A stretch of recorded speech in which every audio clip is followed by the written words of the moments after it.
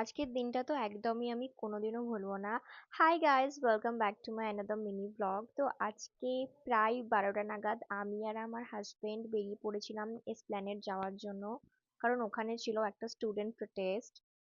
Basically প্রোটেস্টটা ছিল যে ধর্মেন্দ্র প্রধান, যে আমাদের এডুকেশন মিনিস্টার আছে, ওনার রেজিস্ট্রেশনের জন্য।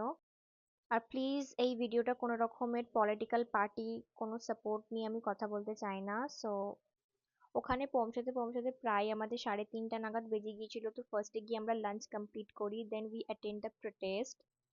Really it was a new experience, কারণ আমি কোনোদিনও এরকম কোনো প্রোটেস্টে অ্যাটেন্ড করিনি। আমার মনে হলো যে as a student I should go there.